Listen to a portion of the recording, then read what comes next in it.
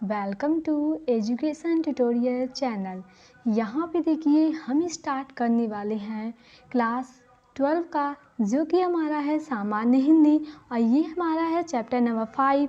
और आप जानते हैं कि जो हमारा चैप्टर नंबर 5 है वो क्या है, ये हमारा गीत क्या है, गीत।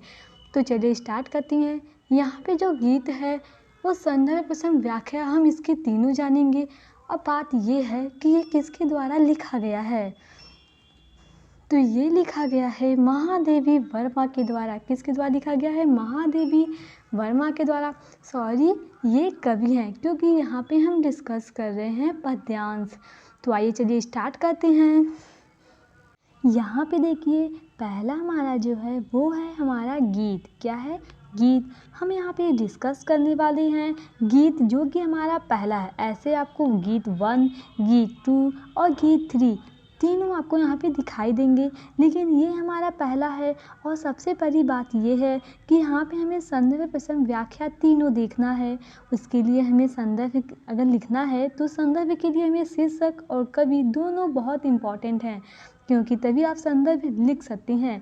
तो अगर हम इसके संदर्भ की बात करें तो संदर्भ आप किस प्रकार से लिखते हैं, तो देखिए यहाँ पे अगर देखा जाए तो संदर्भ लिखने का सही तरीका क्या है ये मैं आपको बताती हूँ।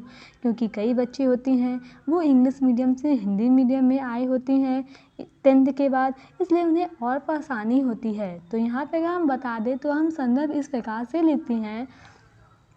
प्रस्तुत पद्यांश हमारी हिंदी पाठ्य पुस्तक में, देखिए आप ये डालेंगे कि प्रस्तुत पद्यांश हमारी हिंदी पाठ्य पुस्तक में संकलित महादेवी वर्मा द्वारा रचित गीत 1, क्योंकि ये हमारा शीर्षक है तो आप वहाँ पे लिखेंगे कि गीत 1 शीर्षक कविता से उद्गृत है, जो उनके काव्य संग्रह सांध्य गीत से लिया गया है। अगर आप बस इतना लिखते हैं कि शीर्षक कविता से उद्गृत है तो यहाँ तक भी आपका सही है। लेकिन क्या होता है, अगर आप कुछ बच्चों में मतलब जैसे बच्चे तो सभी पढ़ते हैं, अगर हम आपको एग्जाम्पल देके समझाएं तो एक क्लास में अगर एक टीचर पढ़ाता है तो सभी बच्चों को पढ़ाता है, लेकिन क्या सभी बच्चों के अंदर सेम मतलब समझ में सबको सेम ही उतना सबको आता है? आप कहेंगे नहीं, सबको अलग अलग आता है, कोई थोड़ा समझता है तो कोई ज़्यादा समझता है। तो वैसे यहाँ पे है, आप सब इतना तो सभी लिखते हैं, लेकिन आप थोड़ा अगर उससे अलग लिखते हैं तो आप ही का अच्छा होगा। जब टीचर जानेगा कि हाँ बच्चा कुछ समझता है, इसके बारे में उसे पता है, तो आप लिखेंगे कि जो उनके काव्य संग्रह सांध्य गीत से लिया गया है। आप यही लिख सकते हैं। अब हम बात करते हैं प्रसंग की, क्योंकि व्याख्या से पहले हमें प्रसंग लिखना रहता है। तो आइए हम देखते हैं इसका प्रसंग हम कैसे लिखते हैं। तो प्रसंग आप डालेंगे, प्रस्तुत पद्यांश में कवित्री अपने साधना पथ में तनिक भी आलस्य नहीं आने देना चाहती है, तथा इस पथ पर निरंतर धैर्य के साथ आगे बढ़ते रहने के लिए अपने प्राणों को संबोधित कर रही है। तो आइए देखते हैं, इसे हम व्याख्या के जरिए आपको बताते हैं कि उनके कहने का मतलब क्या है और यहाँ पे जो प्रसंग है वो किस प्रकार से है, ये हम यहाँ पे जानेंगे। तो स्टार्ट करते हैं। सबसे पहले यहाँ पे देखिए हम वाक्य पढ़ते हैं। हमारा ये दिया गया है, चीर सजग आँखें उन्नीद आज कैसा व्यस्त बाना। अब देखिए आप समझ नहीं पा रहे होंगे कि चीर सजग का अर्थ क्या होता है। तो यहाँ पे अगर हम बताएं तो चीर सजग का मतलब होता है निरंतर जागरूक रहना। क्या होता है? निरंतर जागरूक रहना, ये हमारा अर्थ होता है चीर सजग का। और उन्नीद आँख तो पता है क्या होता है, आपके जो नयन हैं वही तो आपके आँखें हैं। तो उन्नीद क्या अर्थ होता है? नींद से भरी अर्थात अलसाई। आप सुबह सुबह जब आपकी मम्मी आपको उठाती हैं तो क्या आप एकदम से ऐसे जैसे फ्रेश हो जाते हो, जैसे फ्रेश होने के बाद आप रहते हो, क्या वैसे ही रहते हो? नहीं, आप पूरे आलस में रहते हो। ठंडी के मौसम में तो आपको उठने का मन ही नहीं करता होगा। तो जो आलस आपके अंदर होती है कि अभी 5 मिनट 2 मिनट में सो लेने दीजिए, आप ऐसे कहते हो कि बस 2 मिनट सोएंगे, बस 1 मिनट सोएंगे, तो यही जो आपके अंदर आलस है वही होता है उम्मीद, जो मतलब नींद में तो नहीं रहता है लेकिन हल्का हल्का मतलब ऐसे मान लेते हैं। और व्यस्त यहाँ पे क्या होता है? अव्यवस्थित है, ये होता है। और बाना का अर्थ क्या है? यहाँ पे वेश है। बाना का अर्थ यहाँ पे क्या है? वेश। तो अब यहाँ पे हम इसकी व्याख्या करें तो इसकी व्याख्या यहाँ पे क्या होगा कि कवित्री महादेवी वर्मा कहती हैं, हे प्राण, क्या कहती हैं कि हे प्राण, निरंतर जागरूक रहने वाले, आंखें आज नींद से भरी अर्थात आलस से युक्त क्यों हैं। कहती हैं कवित्री कि महादेवी वर्मा कहती हैं कि हे प्राण, निरंतर जागरूक रहने वाली ये जो हमारी आंखें हैं वो आज नींद से भरी अर्थात आलस से युग को क्यों है। तुम्हारा वेश आज इतना व्यवस्थित क्यों है। वो कहती है तुम्हारा वेश आज इतना व्यवस्थित क्यों है। अब देखिए आगे वो क्या कहती हैं, आज अलसाने का समय नहीं है। क्या कहती हैं कि आज अलसाने का समय नहीं है, आलस एवं प्रमाद को छोड़कर अब तुम जाग जाओ, क्योंकि तुम्हें बहुत दूर जाना है, तुम्हें अभी बहुत बड़ी साधना करना है। चाहे अचल हिमगिरी के हृदय में आज चाहे कंप हो ले। अब देखिए यहाँ पे जो है हिमगिरी मतलब होता है हिमालय, तो वो कहती हैं कि चाहे आज दृढ़ हिमालय कंपित हो जाए। देखिए लिखा है अचल हिमगिरी के हृदय में चाहे कंप हो ले, तो वो क्या कहती हैं कि चाहे आज जो हिमालय है वो कंपित हो जाए या फिर आकाश से प्रलय काल की वर्षा होने लगे। देखिए यह प्रलय के आंसुओं में, आंसुओं से जो धार निकलती है, मौन असित व्योम रोले। तो वो कहती हैं कि चाहे मतलब वो क्या हो, जो हिमालय है वो हो जाए, कंपित हो उठे। और कहती हैं कि फिर चाहे आकाश से प्रलय काल की वर्षा होने लगे अथवा घोर अंधकार प्रकाश को निगल जाए, या चाहे चमकती और कड़कती हुई बिजली में से तूफान बोलने लगे। देखिए जो यहाँ तिमिर शब्द है, तो तिमिर का मतलब होता है, तिमिर का मतलब होता है अंधकार। क्या होता है, अंधकार। तो वो कहती हैं कि घोर अंधकार प्रकाश को निगल जाए, या चाहे चमकती और कड़कती हुई बिजली में से तूफान बोलने लगे, तो उस विनाश वेला में भी तुम्हें अपने चिन्हों को छोड़ते चलना है और किसी भी परिस्थितियों में साधना पथ से विचलित नहीं होना है। अब देखिए यहाँ पे अगर ये आपको अगर समझ में नहीं आ रहा है तो मैं आपके जीवन से रिलेटेड बता रही हूँ, जिससे आपको और अच्छे से ये जो यहाँ पे लिखे गए हैं इनका व्याख्या आपको समझ में आ जाएगा। जैसे आप क्या है कि मतलब आपका तो कोई लक्ष्य होगा, ऐसे तो है नहीं कि आपका कोई लक्ष्य नहीं है। आप चाहते हो कि मैं डॉक्टर बनूं या टीचर बनूं, कुछ भी आप बनना चाहते हो, तो क्या होगा, अब बीच में तो आपको कई समस्याएं होती हैं। बहुत लोग होते हैं कि आपको क्या करते हैं, मतलब कहते हैं कि ये ना करो, वो ना करो, या तुम नहीं कर सकते, ऐसे करके आपको रोकने की कोशिश करते हैं। वो सब जो यहाँ पे आपको जो व्यक्ति लोग रोकते हैं, जो आपको ये कहते हैं कि तुम नहीं कर सकते, हार जाओ, यहाँ नहीं जाना है, वहाँ जो आपको अपने पथ पे, अपने गोल, अपने लक्ष्य पे जाने से रोकते हैं, वही यहाँ पे बोला है कवित्री बोल रही हैं कि जैसे आपको मतलब जो व्यक्ति आपको रोक रहे हैं, वो व्यक्ति की तुलना वो किससे जानते कर रहे हैं, वो पहाड़ों से कर रहे हैं कि चाहे पहाड़ कंपित हो उठे या जो घोर है वो अंधकार को निगल जाए। और वह कहती हैं कि कड़कती हुई बिजली में तूफान बोलने लगे, फिर भी आपको अपने लक्ष्य की रुकना नहीं है। इसका मतलब आपको दुनिया चाहे कुछ भी कहे, लेकिन अगर आपका गोल एक है, आपके लक्ष्य एक है, अपने दृढ़ निश्चय ले लिया है कि हाँ मुझे अपने लक्ष्य को पार करना है, लक्ष्य को प्राप्त करना है, तो आप कभी ना रुकिए।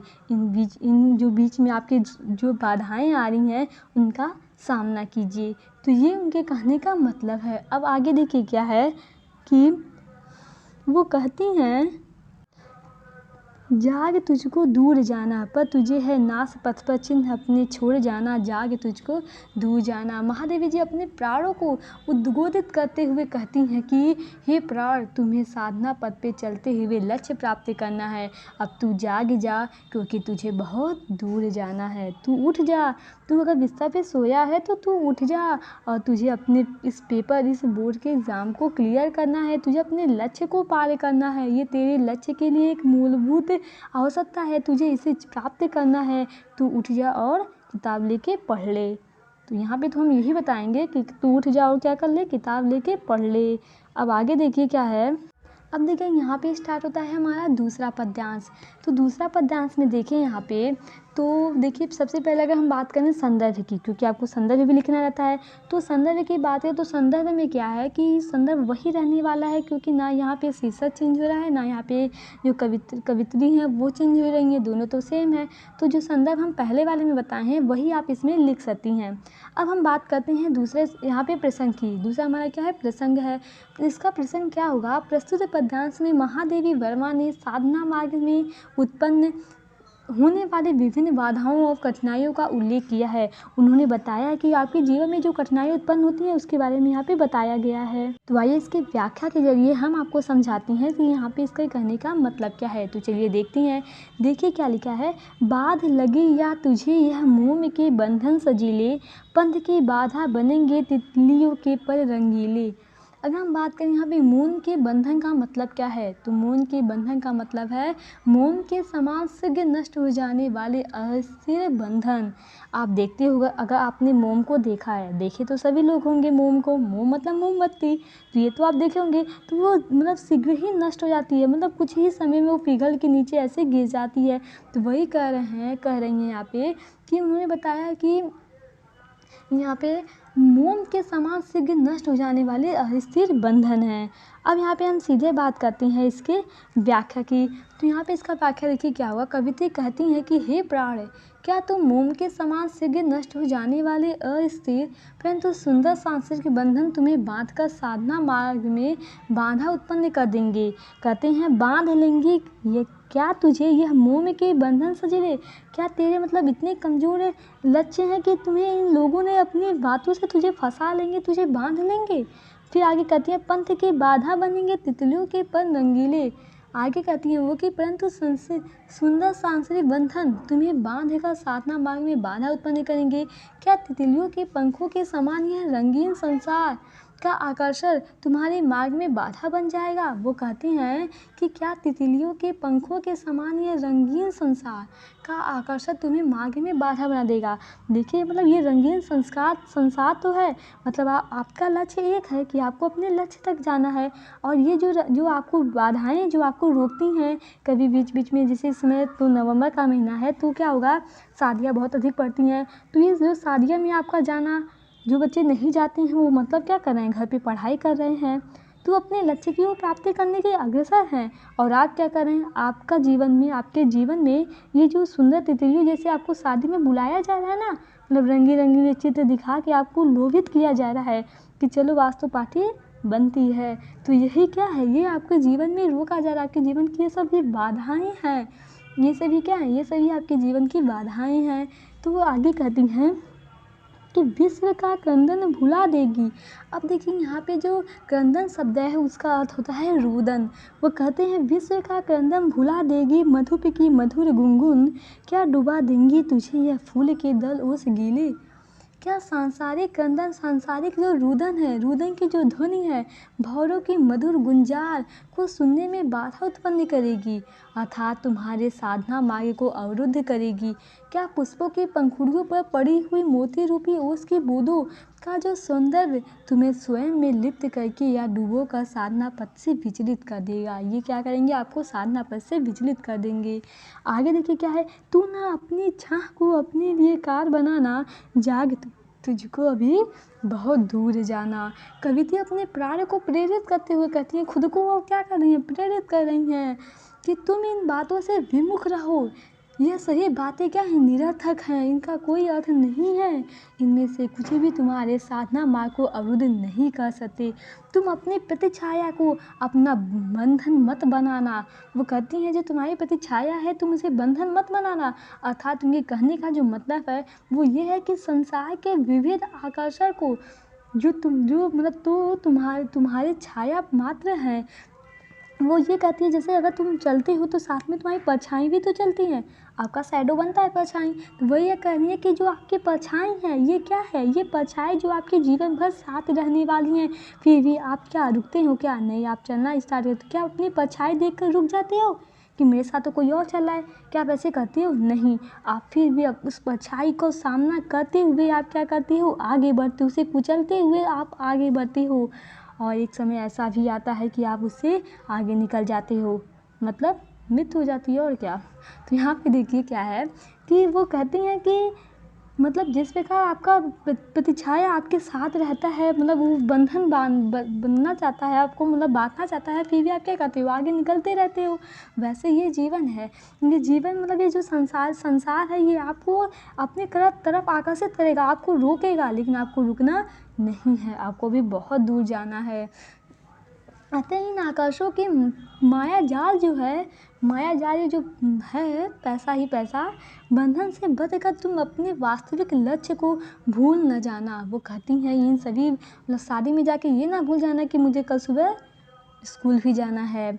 महादेवी जी पुनः अपने प्राणों को उद्बोधित करते हुए कहती हैं कि हे प्राण, आलस्य त्याग कर अब तू जाग जा। वो कहती हैं कि अब तू जाग जा, आलस मत कर, बिस्तर से उठ जा, तुझे पढ़ना है, तुझे क्लियर करना है बोर्ड का एग्ज़ाम, क्योंकि तुझे बहुत दूर जाना है तथा साधना मार्ग के अनेक चरणों को पार करना है। यह भी आपके जीवन का एक चरण है, इसे आपको पार करके अपने लक्ष्य तक पहुंचना है। वही कहती हैं कि तू क्या कर, रुक मत और आगे बढ़ते जा। अगर यहाँ पे देखा जाए तो जो रस है वो क्या है, शांत रस है। आगे वो देखिए यहाँ पे तीसरा पद्यांश हम लिए हैं, जो कि ये बहुत इंपॉर्टेंट है, ये 2013 मतलब 16 में भी पूछा जा चुका है। तो आइए देखते हैं। सबसे पहले यहाँ पे संदर्भ तो आप समझ ही गए होंगे कि चेंज ना शीर्षक हो रहे हैं ना कवित्व हो रहे हैं, तो संदर्भ तो वही रहने वाला है। लेकिन अगर हम प्रसंग की बात करें तो प्रसंग चेंज होगा, क्योंकि हमारे पद्यांश जो चेंज हो रहे हैं। तो देखिए अगर यहाँ पे हम प्रसंग की बात करें तो यहाँ पे इसका प्रसंग क्या होगा। प्रस्तुत पद्यांश में कवित्री साधना मार्ग पे चलने वाले साधक को उद्बोधित करते हुए कहती हैं कि हे साधक, तू इस सांसारिक मोह में पड़कर अपनी साधना से कभी विचलित नहीं होना। वो क्या कहती हैं कि ये जो सांसारिक मोह है, जो मोह माया है, इसमें तुम उसमें क्या करना, विचलित मत होना, इसमें तुम पढ़ना मत, इसमें तुम विचलित मत होना, वही यहाँ पे बता रही हैं। तो आइए देखते हैं, इसे हम व्याख्या के जरिए समझते हैं। तो चलिए स्टार्ट करते हैं। अब देखिए क्या है, वज्र का उड़ एक छोटे अश्रुकण में धो गलाया।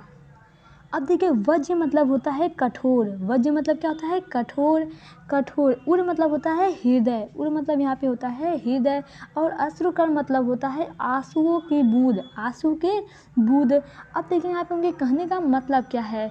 महादेवी जी कहती हैं, महादेवी वर्मा साधक को उद्बोधित करते हुए कहती हैं कि हे साधक, तेरा हृदय जो वज्र के समान कठोर, वो क्या कहती हैं कि तेरा जो हृदय है वो क्या है, वज्र के समान कठोर है, अर्थात दृढ़ निश्चय था, वह आज प्रियजनों के जरा से रोने भर से पिघल गया। वो क्या कहती हैं कि तेरा जो हृदय था वो अपने लक्ष्य के प्रति क्या था, बहुत कठोर था। तुम सोच रहे कि मैं ये बनूंगा, मैं ये करूंगा, है इतना सोच लिए कि हरी हो गया। तो वही कहती हैं कि तुम्हारा जो लक्ष्य है, तुम्हारा जो ये हृदय है वो क्या है, वज्र के समान कठोर है। लेकिन अगर बीच में दोस्त मिल गए, अरे पढ़ाई तो होती रहेगी, दोस्त थोड़ी ना मिलेंगे दोबारा, तो चलते हैं पार्टी, और क्या यही ना करोगे। तो वही कहती हैं, वो यहाँ पे बता रही हैं कि तुम्हारा जो मतलब हृदय है वो क्या है, वज्र के समान कठोर है, अर्थात दृढ़ निश्चय था, वह आज प्रियजनों की जरा से रोने पर वो पिघल गया। अर्थात तू अपने साधन मार्ग पर आगे बढ़ने से निश्चय से विचलित हो गया है, आगे बढ़ने से तू क्या हो गया है, विचलित हो गया है। फिर देखिए आगे क्या है, दे किसी जीवन सुधा दो घूंट मदिरा मांग लाया, सो गई आधी मलय की बात का उत्थान ले क्या। अब देखिए क्या है कि विचलित हो जा रहा है तेरा मतलब मन जो है, तेरे अंतर मन में अपार शक्ति व साहस विद्यमान था। तेरे शरीर के अंदर तू मतलब जब जोश में होते हो तो ये कह देंगे, वो कह देंगे, तेरे शरीर में ये सब क्या है, ये सब साहस विद्यमान था, किंतु तूने भावनाओं के आवेग में उठे आंसुओं में गलाकर उसको नष्ट कर दिया। तुमने क्या किया, आपके परिवार वाले कहते हैं कि अरे बाबू यहाँ पे चलना है, अब उनके मतलब इतने छोटे से वर्ड पे आप पिघल जाती हो और उनके साथ चले जाती हो। आप ये नहीं देखते हो कि मेरा पेपर है, मुझे नहीं जाना चाहिए, आप कहेंगे कि हम माता पिता का बात नहीं मानेंगे, तो ऐसे थोड़ी ना होगा। आप उनकी बात मानिए ना, जहाँ तक सही है वहाँ तक आप उनके साथ रहिए, लेकिन जहाँ आपके खिलाफ कार्य हो तहाँ आप बिल्कुल मत रहिए। आपका लक्ष्य है सिर्फ आगे बढ़ना, पढ़ना, और आपके जो बीच बीच में ये पेपर हैं जो आपके लक्ष्य के लिए एक मूलभूत आवश्यकता है, उन्हें आपको पार करना है, न कि अपने कर्तव्यों को भूलना है। तो देखिए वो कहते हैं कि किंतु तूने भावनाओं के आवेग में उठे आंसुओं में गल कर अपने उसको नष्ट कर दिया है। तूने अपने जीवन की अमृत रूपी शक्ति और साहस को त्याग कर साधना में जीवन को छोड़कर मदिरा पान करने वाले व्यक्ति के समान तुच्छ और आलस्य का जीवन जीना जीना कहाँ से सीख लिया। देखिए यहाँ पे लिखा है ना, जीवन स्फूर्त मदिरा। आप तो मदिरा जानते हैं, विकसित दारू वाला, वही जो चलता है आजकल पार्टियों में। तो वही वो कह रही हैं कि मतलब पहले के लोग इसे मदिरा कहते हैं, इसमें तो हम अलग अलग नाम से जानते हैं। तो वो कहते क्या है कि तुम मतलब अपने इस लक्ष्य को भूल गए हो, तुम इस सांसारिक जीवन में मदिरा ये सब का मतलब क्या कर रहे हो, सेवन करने लगे हो। ये सब तुम्हें मतलब खुद से क्या करेंगे, तुम्हारे लक्ष्य से सब दूर ले जाएंगे। तुम ये सब कहाँ से सीख लिए हो, ये सब कार्य निरर्थक है। वो कहती है ये सब कार्य निरर्थक है जो तेरे योग्य नहीं थे। मलय पर्वत से आने वाली हवा का तकिया लगाकर तेरे उत्साह की आंधी क्यों विश्राम करने लगी है। तू सांसारिक आकर्षण में पड़कर अपनी साधना के उत्साह को क्यों कमज़ोर बना रहा है। वो क्या कहती हैं, देखिए, सो गई आधी मलय की, जो मलय पर्वत से आने वाली जो आधी थी वो सो गई हैं, वो विश्राम करने लगी हैं, वो आगे बढ़ ही नहीं रही हैं। तेरे अंदर जो जोश था, जो तूने ठाना था कि हाँ मैं ये करूँगा, ये करूँगी, वो कहाँ गया तेरा। वो सब तू क्या किया, सब भूल गया मदिरा के याद में। तो देखिए कहती हैं कि तू सांसारिक आकर्षण में पड़कर अपनी साधना के उत्साह को क्यों ठेसिर, क्यों कमज़ोर बना दिया है। अब देखिए क्या है, विश्व का अभिशाप क्या चीर नींद बनकर पास आया। अमृता सुत जाता क्यों मित्र को उर्मे बसाना, जाग तुझको अभी बहुत दूर जाना। अब देखिए कहती हैं वो कि यहाँ पे देखिए उपधान मतलब होता है तकिया, और अमृता सुत मतलब होता है अमृत पुत्र। वो कहती हैं कि क्या सांसारिकता के सभी आकर्षण तुम्हें आलस्य की नींद सुलाने तो नहीं आ गए हैं। वो कहती हैं कि जो सांसारिक के जो सभी आकर्षण हैं जो तुम्हें अपनी तरफ आकर्षित कर रहे हैं, ये तुम्हें सुलाने के लिए आए हैं, जगाने नहीं आएंगे, तुम्हें सिर्फ सुलाने के लिए आए हैं। तेरा आलस्य तेरी साधना जीवन के लिए अभिशाप बनकर उसे नष्ट कर देगा। ये जो तेरा आलस्य है, जो तू अभी बिस्तर पे सोया है ना, ये तेरे जीवन का क्या करेंगे, नष्ट कर देंगे, तुम्हारे जीवन को ऐसे नष्ट कर देंगे, एकदम से तुम्हें मतलब कुछ भी नहीं करने देंगी। वो क्या कहती हैं कि ये अभिशाप है, ये बनकर तेरे जीवन को नष्ट कर देगा। हे साधक, तू अविनाशी परमात्मा का अंश है, तू अमर पुत्र है। इसके पश्चात भी तू सांसारिकता के जीवन मृत्यु के चक्र में स्वयं को क्यों बंधन बनाना चाहता है। इसलिए अपने पतन के सभी कारकों को इस संसार से त्याग कर अपने उत्थान की ओर अग्रसित होते हुए साधना पथ पर आगे बढ़ता चल। अतः हे साधक, तू अपनी अज्ञानता रूपी नींद से जाग। कहती है कि तू बिस्तर से उठ तू अब, क्योंकि तुझे अभी बहुत दूर जाना है, तुझे अपने लक्ष्य को प्राप्त करना है, अपना सपना पूरा करना है। अरे गधेओ, देखो मतलब माँ बाप का सपना थोड़ी ना हमें पूरा करना है, हमें क्या करना है, हमें अपना सपना पूरा करना है।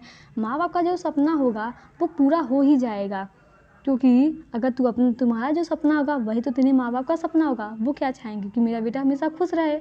और खुश तो कभी हो सकता है, तभी मतलब हो सकते हो अगर तुम क्या करो, अपने अपने जीवन में जो तुम्हारा लक्ष्य है तुम उसे प्राप्त कर लो, तभी तो तुम सबसे अधिक खुश होगे। और ये खुशी ही आप तुम्हारे माँ बाप की खुशी होगी, और तो तुम्हें वो कुछ चाहेंगे नहीं, बस वो ये चाहती हैं कि मेरा बेटा खुश रहे। और बेटा तभी खुश होगा जब उसके लक्ष्य को प्राप्त कर लेगा, उसका लक्ष्य प्राप्त हो जाएगा तो वो ऑलरेडी खुश हो जाएगा। तो वही कहते हैं कि तू क्या कर, इसे जो ज्ञानता रूपी नींद है इसे जाग, क्योंकि तुझे अभी बहुत दूर जाना है। तुझे साधना मार्ग पे चलते हुए अपनी लंबा का मार्ग तक तय करना है। तुझे अभी क्या करना है, बहुत दूर जाना है, लंबा जीवन जो तुम्हारा ये है इसे पार करना है। अब देखिए अगर हम यहाँ पे बात करें तो जो रस है, आपको इसे सुनकर मतलब एक मोटिवेशन मिला होगा आपको अपने लक्ष्य तक जाने के लिए। तो यहाँ पे अगर देखा जाए तो हम हमसे पूछे कि रस यहाँ पे क्या हो सकता है, आप सोचिए थोड़ा। आप अगर सोचेंगे तो अभी आपको पता चलेगा ना मतलब क्या हो सकता है। तो देखिए इसका जो मतलब आपको लग रहा है आपके अंदर, मतलब जब मैंने पढ़ा है तो आपके अंदर एक मतलब एक जुनून सा हुआ, एक मतलब चिंगारी सा निकली होगी निकला नहीं होगा, मतलब ऐसे मतलब आपको भावना होंगे, ऐसे मतलब हुआ होगा। तो यहाँ पे देखा जाए तो ये वीर रस है, इससे आपसे वीरता के मतलब आपको एक अंदर वीरता प्रदान कर रही है, तो ये क्या होगा, वीर रस है। तो यहाँ पे जो रस वस है, अलंकार, ये सब आप जान ही जाएंगे, वाक्य को अगर ध्यानपूर्वक पढ़ेंगे, इसकी व्याख्या करेंगे तो चलिए हम आगे चलते हैं, आगे देखते हैं क्या बताती हैं। देखिए ये हमारा चौथा है, कहना ठंडी सांस में अब भूल यह जलती कहानी, आग तो आग हो उड़ने भी तभी दिग में सहेगा आज पानी। अगर हम यहाँ पे प्रसंग की बात करें तो कविता ने मनुष्य की आत्मा को साधना पथ पे बढ़ते रहने की प्रेरणा देते हुए क्या क्या है, अपने साधना पथ पे अपने बढ़ते रहने की प्रेरणा देते हुए आत्मबल को जगाने का आह्वान किया है। जो उसके अंदर छुपी हुई ये बल है उसे जगाने का वो आह्वान मतलब व्याख्या करती हैं। तो आइए देखते हैं कैसे आपको वो अपने जीवन के प्रति आगे बढ़ने के लिए, अपने लक्ष्य के प्रति चलने के लिए कैसे उद्गीत करती हैं। तो चलिए स्टार्ट करते हैं व्याख्या इसकी। कहना ठंडी सांस में अब भूल यह जलती कहानी। अब देखिए ठंडी सांस का मतलब क्या है, तो ठंडी सांस नहीं, यहाँ का कहने का मतलब है दुख की सांसें। क्या है, दुख की सांसें। और जलती कहानी का अर्थ है कष्टों की कहानी। ये क्या है, कष्टों की कहानी। और माननीय मतलब सम्मान से युक्त है। तो आइए इसे व्याख्या के ये बताते हैं। प्रस्तुत पद्यांश में कवित्री जो है महादेवी वर्मा जी वो कहती हैं, वो कहना चाहती हैं कि मनुष्य जब अपने उद्देश्य की साधना में लगता है, मनुष्य कहाँ लगता है, अपने उद्देश्य की साधना में, तो उसके सामने अकर्मता एवं आलस्य उसके शत्रु बनकर खड़े हो जाती हैं। तो अकर्मता जो आलस्य हैं वो क्या होती हैं, उसके शत्रु बनकर उसके साथ खड़े हो जाती हैं, उसके सामने खड़े हो जाती हैं। वस्तुतः जीवन में दुख भी आता है। अगर देखा जाए तो हमारे जीवन में क्या होता है, हमारे जीवन में दुख भी आता है और हम क्या करते हैं, और परिस्थितियों का दारुण आक्रमण भी आता है, परंतु मनुष्य को उन्हें भूलकर ऊंचे लक्ष्य को प्राप्त करने की साधना में निरंतर लगे रहना चाहिए। अगर हर ये हमारा समझ लीजिए जीवन है, तो इस जीवन में कभी खुशी कभी गम, आप पिक्चर देखे होंगे, कभी खुशी कभी गम। तो कभी मतलब कहते हैं वो कि हमारे जीवन में दुख भी आता है और परिस्थितियाँ भी आती हैं। हमें क्या करना है, हमें इन सब का सामना करके आगे बढ़ना है। तू रख हौसला मंजिल भी आएगा, तू रख हौसला मंजिल भी आएगा, प्यासे के पास समुंदर भी आएगा। एक हाथ से ना रुकना है मंजिल के मुसाफिर, मंजिल भी मिलेगी और मंजिल का मज़ा भी आएगा। तो वही यहाँ पे देखिए, एक हम आपको शायरी सुना दिए ऐसे ही। तो यहाँ पे देखिए उनका मतलब क्या है, वो कहना चाहती हैं कि जो तेरा तुम्हारा जो जीवन है, जीवन में क्या होगा, दुखी भी आएंगी, परिस्थितियाँ आएंगी, अनेक प्रकार की परिस्थितियाँ आएंगी, कभी पैसों की, तो कभी सांसारिक जीवन में, तो कभी अन्य किसी चीज़ की। ये सब परिस्थितियाँ आपके जीवन में आएंगी, लेकिन आपको क्या करना है, इन परिस्थितियों पर अपना समय बर्बाद नहीं करना है। आपको इन सबको भूल कर अपने लक्ष्य की ओर क्या करना है, आगे बढ़ना है। आगे कहती हैं कि साधना में निरंतर लगे रहना चाहिए। वे कहती हैं कि उन कष्टों को ठंडी सांस लेते हुए दोहराने से कोई लाभ नहीं है।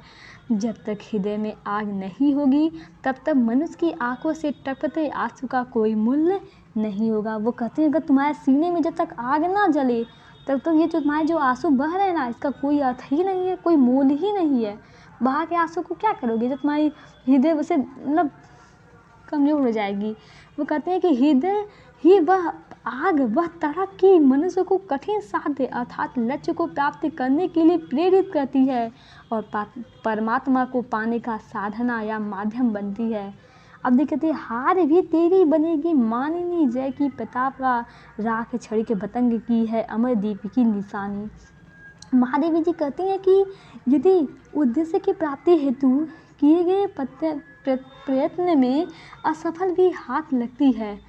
कभी काल ऐसा क्या होता है कि अगर समझ लीजिए कि आप पास नहीं हुए, ऐसा है नहीं कि आप पास होंगे, मतलब समझ लीजिए आप मतलब आपने कोई कार्य किया उसमें आप असफल हो गए, वो सफल नहीं आपको प्राप्त हुआ, तो वो कहते हैं कि अगर आपने असफल आपको अगर हाथ लगता है तो इसे आप सफलता के रूप में मानिए। ये मत सोचिए कि मैं असफल हो गया, आप ये सोचिए कि मुझे इससे सीख मिली है और मैं आगे इसे सफलता से हो जाऊंगा, मतलब करने की, तो वह भी किसी सफलता से, किसी विजय से कम नहीं है। पतंगा अपने उद्देश्य के लिए दीपक पर जल कर राख के समान समान हो जाता है, फिर भी उसकी राख दीपक की लौ से मिलकर अमर हो जाती है। वो कहती हैं जो पतंगा अपने छोटे छोटे खिलौने ऐसे देखे होंगे जो ऐसे उड़ते रहते हैं, वो दीपक में मतलब देखिए दीपक के पास में क्या होती हैं, जल जाती हैं, राख हो जाती हैं, लेकिन उनकी जो राख होती है वो क्या होती है, वह लौ से मिलकर अमर हो जाती है। अब देखिए साधक को भी यदि अपने उद्देश्य की प्राप्ति के लिए मिट जाना पड़े, देखिए है तुझे अंकार सैया पर मृदु कालियाँ छिपाना, जाग तुझे अभी दूर जाना। कहते हैं साधक को भी यदि अपने उद्देश्य की प्राप्ति के लिए मिट जाना पड़े तो वह भी अमर हो जाएगा। महादेवी जी कहती हैं कि तुझे अपनी तपस्या से संसार रूपी संसार सैया अर्थात कष्टों से भरे इस संसार में फूलों की कोमल कलियों जैसी आनंदमय परिस्थितियों का निर्माण करना है। इसलिए हे सादर तू जाग, क्योंकि अभी तुझे क्या करना है, बहुत दूर जाना है। अब देखिए यहाँ पे ये हमारा पद्यांश खत्म होता है, जो कि हमारा ये क्या था, गीत 1 था। अब हम गीत जो 2 है वो हम आपको नेक्स्ट वीडियो में बताएंगे। Thank you watching my this video.